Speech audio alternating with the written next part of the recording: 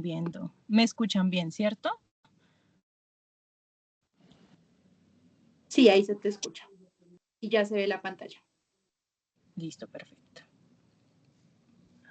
Listo, entonces, como ya Paula mencionó, hoy vamos a hablar sobre cáncer de cervix, a cargo pues de la persona que les habla, María José Castillo, estudiante de 12º semestre. A grosso modo, esto es lo que vamos a revisar pues durante la charla. Vamos a iniciar por un poco de generalidades. Vamos a abarcar también la epidemiología y la importancia de tocar este tema. Vamos a tocar fisiopatología, tamizaje, manifestaciones clínicas y diagnóstico, luego estratificación y manejo, y vamos a finalizar con unos mensajes para llevar a casa. Para empezar, entonces, el CA de cervix es la neoplasia maligna que se origina en el epitelio del cuello uterino. Y recordemos que es la porción inferior del útero que va a conectar con la vagina. Puntos importantes: que es una enfermedad prevenible, se manifiesta inicialmente como lesiones precancerosas, de ahí la importancia del tamizaje que vamos a hablar más adelante.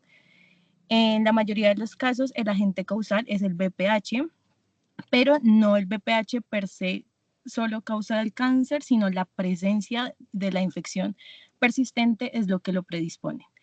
El 80-90% de las mujeres sexualmente activas van a tener en algún punto de su vida VPH, y la transmisión de hombres a mujeres es la más frecuente. El tipo de CA de cervix más frecuente es el carcinoma de células escamosas y en segundo lugar el adenocarcinoma. En cuanto a la epidemiología, es bastante importante abarcar este tema porque es un cáncer que, como vemos ahí, tiene la incidencia a nivel global, esto según GloboCan del 2022, ocupando el 8º lugar a nivel mundial, y en cuanto a mortalidad, el 9º lugar. ¿Listo? Es más frecuente principalmente en África, seguido de Latinoamérica, Asia y Europa. En mujeres es el 4º más prevalente, reportándose aproximadamente 660.000 nuevos casos. Aquí tenemos el valor exacto. Y 348.874 muertes, como les mencioné ahorita, según GloboCan para el año 2022. Y afecta principalmente entre la 4ª y 6ª década de la vida. Ya cuando hablamos un poco más a nivel Colombia, estos datos son recogidos de la cuenta de alto costo.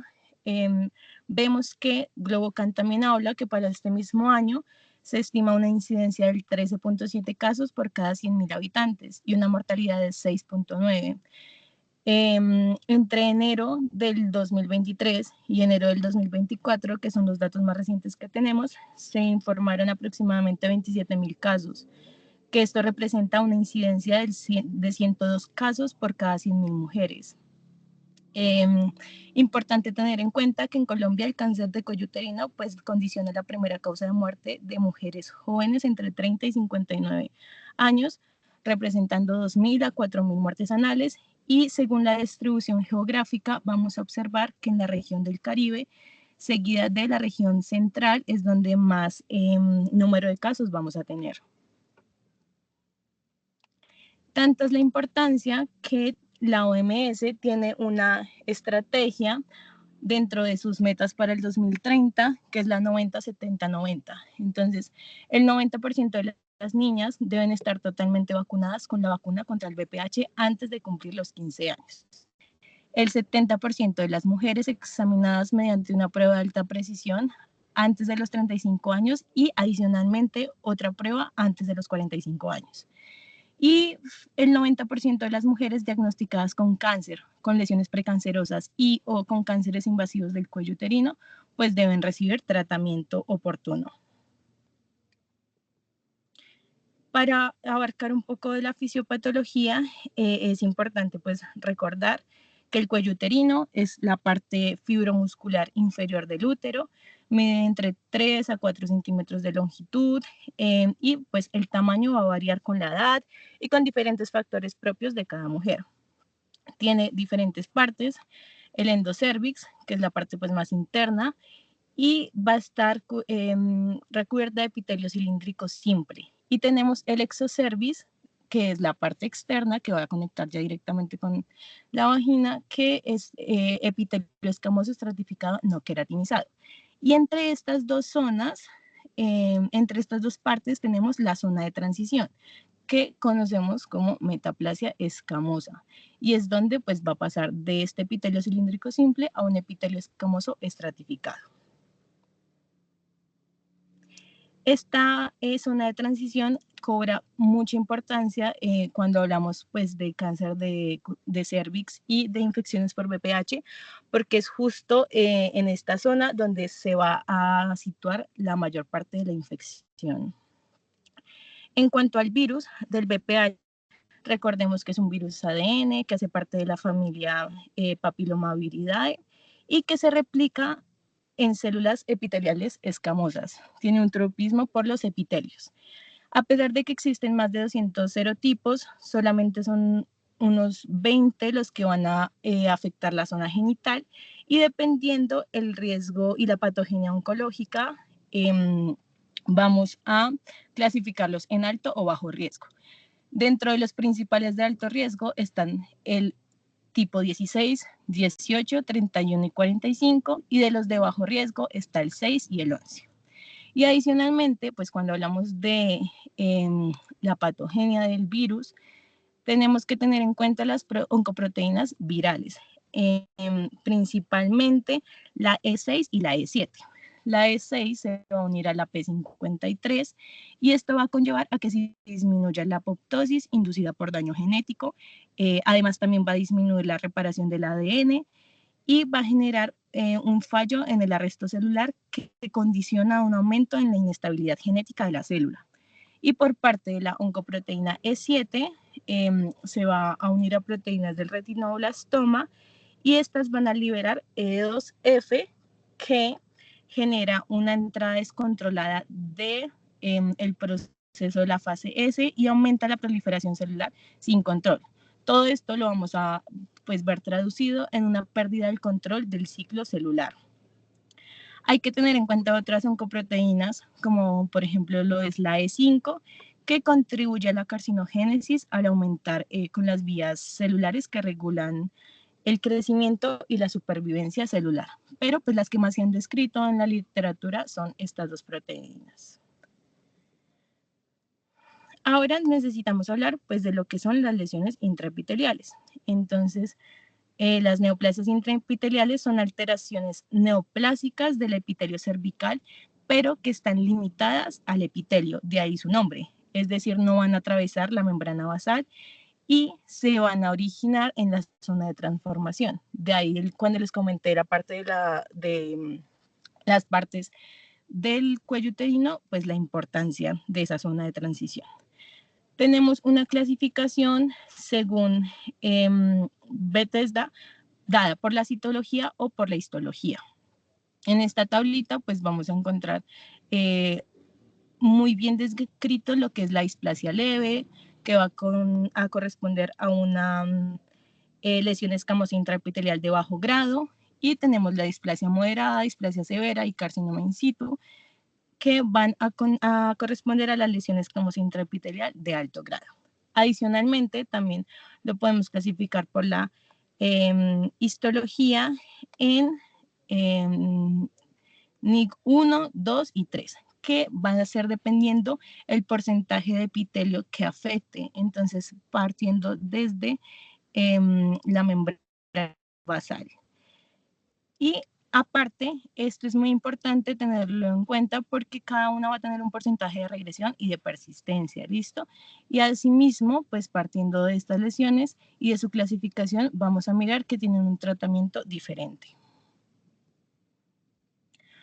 Antes de pronto hablarles de las manifestaciones clínicas y del diagnóstico, pues es muy importante hablar del tamizaje porque cuando iniciemos como médicos generales, antes de cualquier otra especialidad, pues es lo que realmente vamos a hacer y lo que condiciona a que las pacientes pues puedan tener una adecuada ruta y un adecuado seguimiento.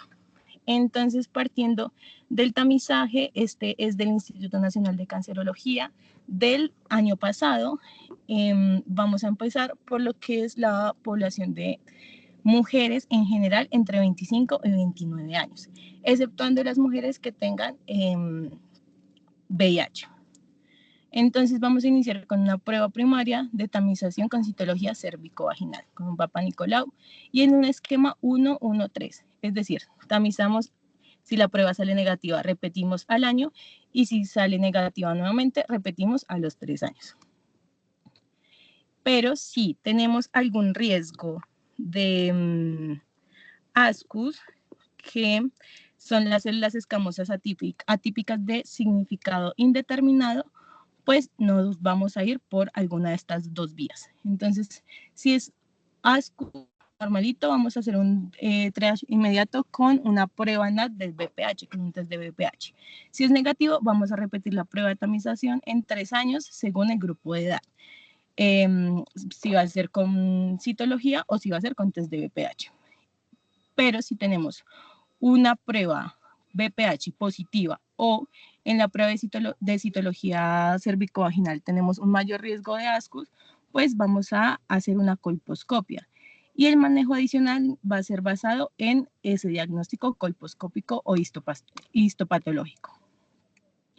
En mujeres de 30 años que tengan un diagnóstico histopatológico de una NIC2, pues tenemos que hacer un seguimiento con pruebas de test de BPH y colposcopia a los 12 meses. Pero aquí va a variar según cuáles sean los resultados de estas dos pruebas. Entonces, si tenemos una prueba de BPH, un test de BPH negativo y una colposcopia normal, vamos a continuar con el esquema de tamización usual para la edad. Si tenemos, por el contrario, una prueba, un test de BPH positivo y una colposcopia normal, debemos continuar seguimientos con la prueba de BPH en 12 meses.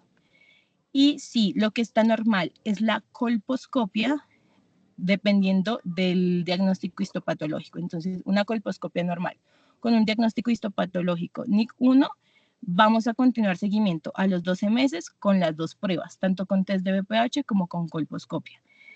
Y si tenemos un diagnóstico histopatológico NIC2 o más, lo que vamos a hacer es una conización LEDS, que es una excisión electroquirúrgica con asa grande de la zona pues, de transformación. Ahora, sí, eso es por parte de mujeres de 25 a 30 años. Si tenemos población general de mujeres de 30 años en adelante o mujeres que viven con VIH a partir de los 25 años, lo que vamos a hacer es un tamizaje con test de BPH, con el NAT del BPH, y dependiendo pues su resultado vamos a tomar varias vías. Si es un resultado negativo, vamos a hacer el tamizaje pues cada 5 años, el esquema adecuado para la edad, y si es positivo, vamos a evaluar de acuerdo a la disponibilidad de recursos y a la población objeto. ¿Listo? Entonces, de aquí vamos a variar según cuál es la disponibilidad de recursos.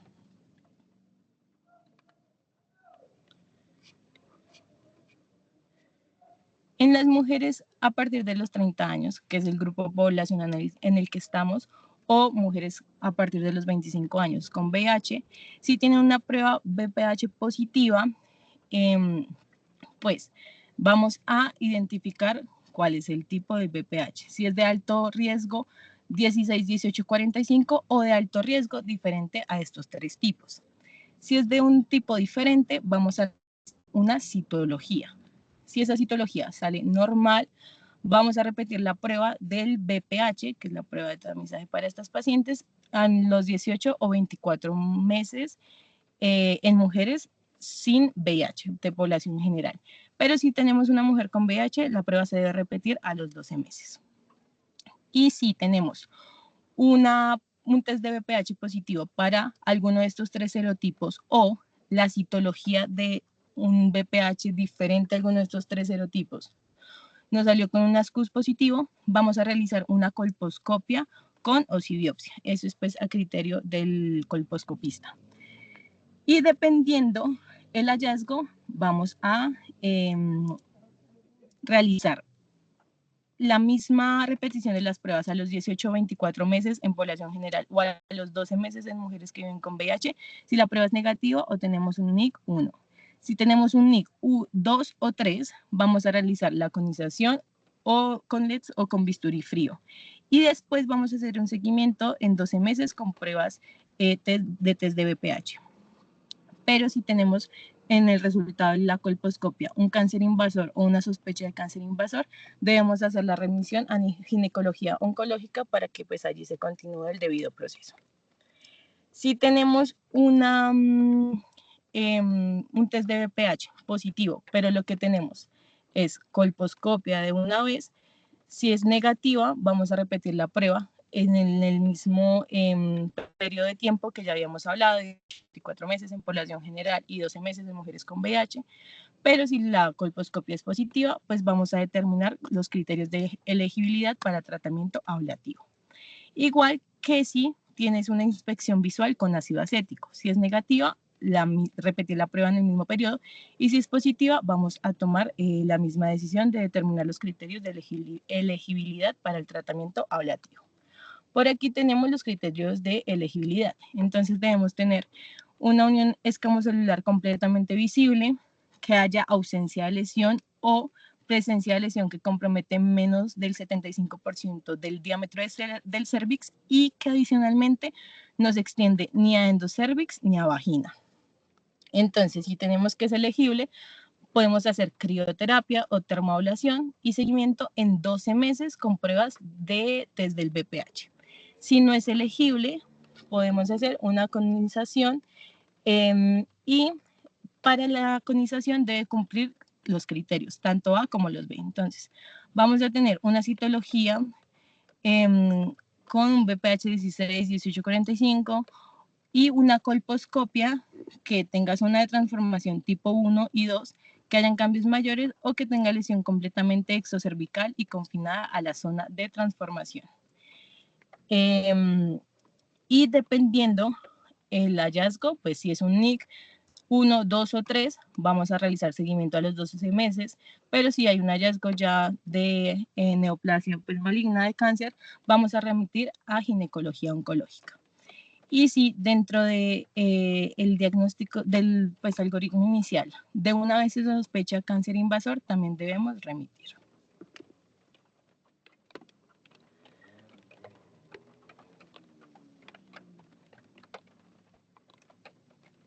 Listo. Por esta parte, si tenemos un triaje con genotipificación, si es positivo para otros VPH de alto riesgo, tiene colposcopia o inspección visual con ácido acético, pues lo que vamos a hacer es seguir este mismo algoritmo. Pero si por el contrario es positivo para VPH 16, 18, 45, vamos a determinar cuáles son los criterios de elegibilidad para el tratamiento ablativo, que son los mismos que ya mencioné previamente. Determinamos si es elegible, no elegible, si hay sospecha de cáncer invasor y pues realizaremos el mismo algoritmo que se hizo previamente acá. ¿Listo? Cuando teníamos la inspección visual con ácido acético positiva o una colposcopia positiva. Y mujeres de la población general que tengan un test de VPH positivo, se determinan criterios de elegibilidad para tratamiento ablativo mediante inspección visual con ácido acético al 5% con o sin magnificación, porque este es el recurso que vamos a tener. Recuerden que esto varía dependiendo pues los recursos disponibles. Si es elegible, no elegible o si hay sospecha de cáncer invasor, es el mismo algoritmo. Crioterapia o termoablación, seguimiento a los 12 meses. Si tenemos un NIC 1, 2 y 3, también seguimiento en 12 meses, pero si pues tenemos cáncer, vamos a remitir a ginecología oncológica. En cuanto al seguimiento al tratamiento, pues es muy importante tener en cuenta que en los pacientes con tratamiento excisional o ablativo sin resultados de histopatología o tratados con base en histopatología de NIC 2 o 3, el seguimiento de las pruebas se debe hacer con test de VPH a los 12 meses. Si este test es negativo, vamos a regresar al esquema de tamización habitual para el grupo de edad, bien sea 113 o 115. Pero si por el contrario es positivo, debemos realizar colposcopia y determinar el manejo adicional con base a este resultado de la colposcopia. Adicionalmente, dentro de la guía nos hablan del manejo de adenocarcinoma in situ, que va a variar si la paciente tiene deseo de fertilidad o no. Esto lo vamos a revisar más adelante cuando ya abarquemos un poco más de lo que pues va a ser el CA de cervix. Y finalmente, si tenemos es una inspección visual con ácido acético al 5%, si es negativo, repetimos la prueba de tamización en 3 años con inspección visual de ácido acético. Pero si es positivo, vamos a determinar los criterios de elegibilidad para tratamiento ablativo, ya mencionados previamente. Si es elegible o no elegible, vamos a determinar crioterapia o termoablación con iniciación LEDs y de acuerdo a los resultados, seguimiento en 12 meses o remisión a ginecología oncológica. Bueno, ya hablando un poco de lo que es la parte de manifestaciones clínicas en pacientes que tienen CA de cervix, pues estas que encontramos en pantalla son las más frecuentes. Importante recordar que en las etapas iniciales puede ser asintomática, entonces de ahí la importancia del tamizaje que hablamos previamente y pues evitar que progresen a un estado invasivo. Y a medida que la enfermedad va avanzando hacia estadios más avanzados, recurrentes, pues se van a presentar diferentes manifestaciones clínicas. La hemorragia y el sangrado vaginal quizá pues es el signo y el síntoma que más reportan las pacientes, tanto que en algunas veces es un sangrado muy frecuente, severo e irritable. El flujo vaginal anómalo también es frecuente, sobre todo cuando se trata con mal olor. El dolor pélvico pues es uno de los síntomas principales, pero de pacientes que tengan una enfermedad avanzada. La obstrucción ureteral, el dolor óseo, las adenopatías también van a ser de enfermedad avanzada, las verrugas anómalas, pero esta parte más enfocada a cuando tenemos una infección de VPH que está con manifestaciones clínicas. Y también tenemos el crecimiento del cuello uterino al examen físico, que en la literatura lo mencionan como crecimientos endocervicales en forma de barril. Y estas lesiones tumorales se pueden extender a la pared de la vagina anterior. En cuanto al diagnóstico, el diagnóstico, esto pues tomado también de la FIGO y de algunas otras literaturas, vamos a partir de si sospechamos una enfermedad microinvasiva o una enfermedad invasiva. Entonces, si sospechamos una enfermedad microinvasiva en estadios principalmente 1A1, 1A2, que ya vamos a mencionar más adelante, pues se va a realizar una examinación microscópica de una muestra de biopsia con una colonización por LEP o una colonización con cuchillo frío que va a incluir toda la lesión. Y partiendo pues de ese resultado tomaremos decisiones. Pero si lo que hacemos, si lo que sospechamos, perdón, es una enfermedad invasiva, cuando hay lesiones visibles, en muchos casos la punción de esas lesiones pues es suficiente, pero cuando queda insuficiente, se nos queda corto, debemos hacer una biopsia de cono o de asa pequeña. Ahora, en cuanto a la estratificación, esta estratificación, esta tablita que ustedes encuentran ahí, es de la Federación Internacional de Ginecología y Obstetricia, según la FIGO. Vamos a ver que nos lo clasifican en 4 estadios grandes, ¿listo? Y cada uno pues tiene como unos subestadios.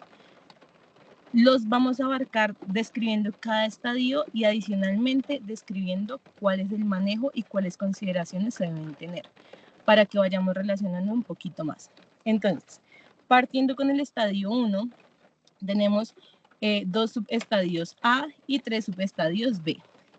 El A en general va a ser una invasión del estroma, pero va a variar si es A1 o A2 dependiendo la profundidad. Y el B va a ser una lesión de menos de 2 centímetros en su dimensión mayor, de 2 a 4 centímetros o mayor de 4 centímetros. ¿Cuál es el manejo? Para el 1 a 1, para el 1 a 1 vamos a hacer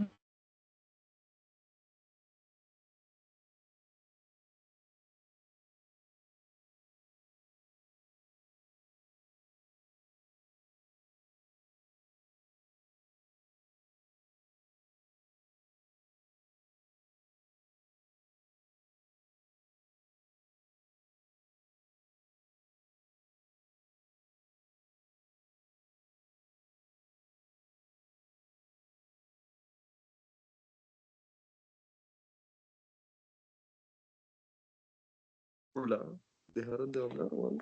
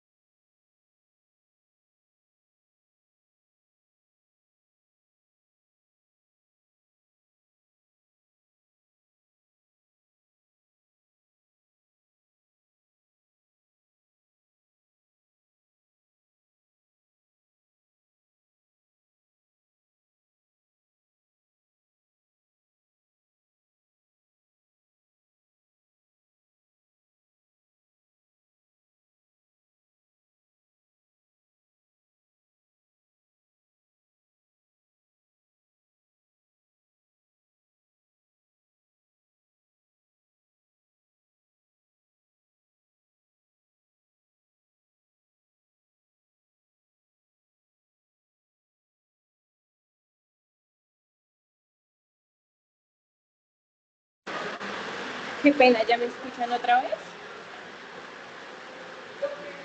Bien. Listo, ya voy a volver a compartir la pantalla.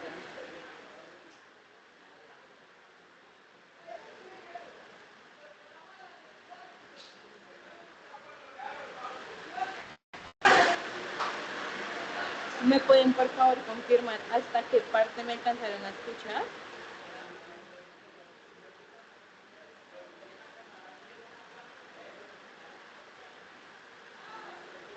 En esa diapositiva que tienes del tratamiento. Listo.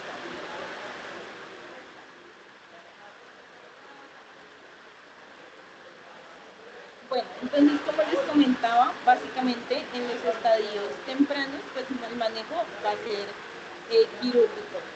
La modalidad del tipo de histerectomía va a variar pues de acuerdo a cuál es de invasión estromal y el tamaño de la lesión que tenemos, ¿listo? Ya cuando hablamos de un estadio 1B1, 1B2 o 2A1, vamos a realizar una histerectomía radical tipo C, es decir, con retiro completo de parámetros y vamos a tener una radioterapia definitiva. Y cuando hablamos de un estadio 1B3, de 2A2, vamos a tener una quimioterapia concurrente. Aquí es importante tener en cuenta que el uso de la quimioterapia neoayudante seguida de la cirugía es una opción solamente si no hay disponibilidad de radioterapia. En cuanto al 2B, vamos a realizar la quimioterapia estándar, que va a ser con cisplatino semanal, radioterapia y braquiterapia. En esta parte ya avanzamos con las quimioterapias porque vamos a tener una afectación parametrial, pero no va a llegar a la pared pélvica. Sin embargo, si realizaremos un manejo quirúrgico, nos quedaríamos cortos.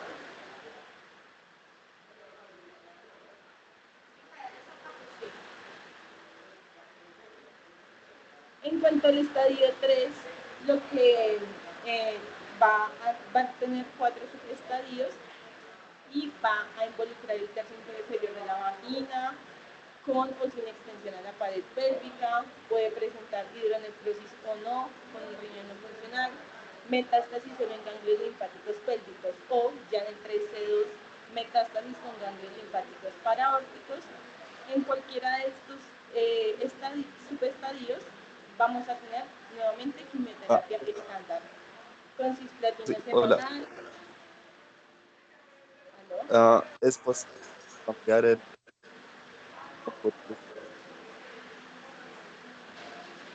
Hola María José, lo que pasa es que como con tu micrófono se escucha como con estática, entonces no sé si es posible que tengas como algún otro dispositivo para conectar el audio, porque se está escuchando como mal.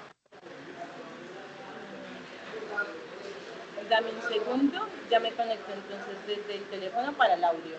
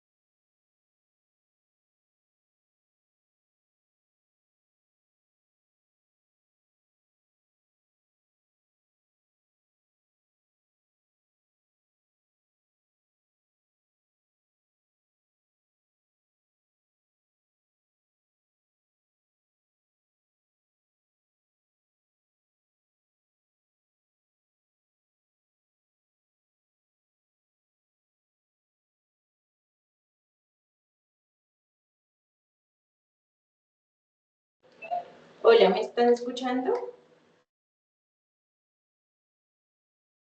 Sí, ahí ahí se te escucha. Sí, Sí, listo. Qué pena con ustedes. Lo que pasa es que la señal por acá está malísima. Bueno, entonces les comentaba que en cualquiera de los estadios 3, cualquiera de estos subestadios, el manejo va a ser con quimioterapia estándar, que va a incluir cisplatina semanal, radioterapia y braquiterapia. Y debemos considerar la extensión pélvica en casos seleccionados para tener algunos manejos adicionales. Finalmente, en cuanto al estadio 4, vamos a tener dos subestadios. El A va a ser con una propagación a órganos pélvicos adyacentes y el 4B va a ser con propagación ya a órganos distantes. En el A vamos a realizar el mismo esquema de quimioterapia estándar con cisplatina semanal, con radioterapia y con braquiterapia, y vamos a considerar excentración pélvica en algunos casos preseleccionados. Y en el B lo que vamos a hacer es un tratamiento sistémico, pero ya en muchos casos debemos incluir, pues por no decir casi todos los casos, cuidados paliativos, porque estos pacientes van a tener síntomas muy refractarios, van a tener sangrados en exceso, entonces debemos apoyarnos de otras especialidades y ya debemos completar un manejo multidisciplinario. Hablando de la vacunación y de la prevención, pues tener presente que dentro del Programa Amplio de Inmunización en Colombia, dentro del PAI, tenemos una vacuna para niños y niñas entre 9 y 17 años. Esto se actualizó, tenemos ahora una dosis única. Y niñas y niños entre 9 y 17 años con compromiso del sistema inmunológico sí vamos a requerir 2 dosis. Estos son las vacunas principales que tenemos. Entonces la Gardasil, que es una vacuna recombinante tetravalente, que es la que está incluida en el PAI, solamente nos va a cubrir estos 4 serotipos, 6, 11, 16 y 18, que finalmente son los más comunes. Sin embargo, también está disponible la Gardasil 9, que es la vacuna nonavalente, que va a incluir, aparte de estos 4 serotipos, el 31, el 33, el 45, 52 y 58. Sin embargo, pues esta ya es decisión de cada persona adquirirla de manera particular, porque como les mencioné, la que está incluida es la tetravalente.